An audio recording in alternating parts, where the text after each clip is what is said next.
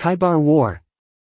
The battle that took place in 628 AD took place in Khaybar, an oasis located about 150 kilometers north of Medina, Saudi Arabia.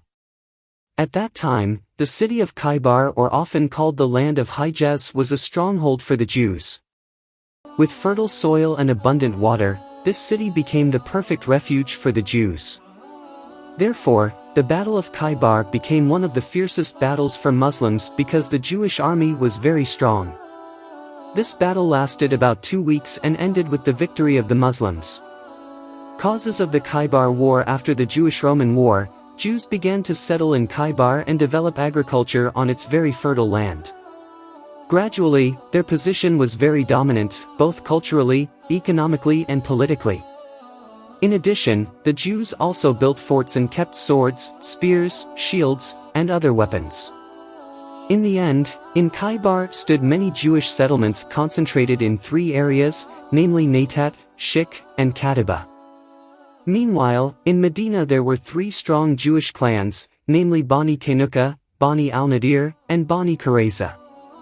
When the Prophet Muhammad migrated to Medina, several important figures who were there began to convert to Islam. In its development, the dispute between the Prophet Muhammad and the 3 strongest Jewish clans in Medina could not be avoided. From this series of incidents, the Bani al-Nadir were finally expelled from Medina in 625 and settled in Khaybar.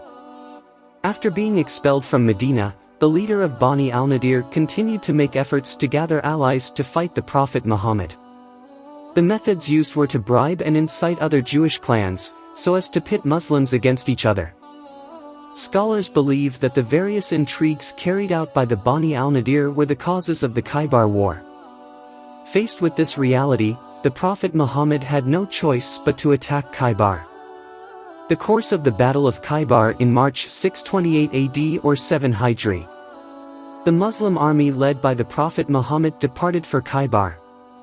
The Muslim force is estimated to have consisted of nearly 2,000 troops and 200 horses. Compared to the strength of Khaybar, which reached 10,000 troops, the Muslims were indeed outnumbered. However, the Muslim army was able to cover a distance of about 150 kilometers from Medina to Khaybar within 3 days, taking the Jews by surprise. As a result, the Jewish clans in Khaybar failed to establish an organized and centralized defense. Due to the nature of the Jews who underestimated the Muslims, the Prophet Muhammad's troops could easily conquer the fortresses at Khaybar one by one. Nevertheless, the Jewish defense has not been completely penetrated by Muslims.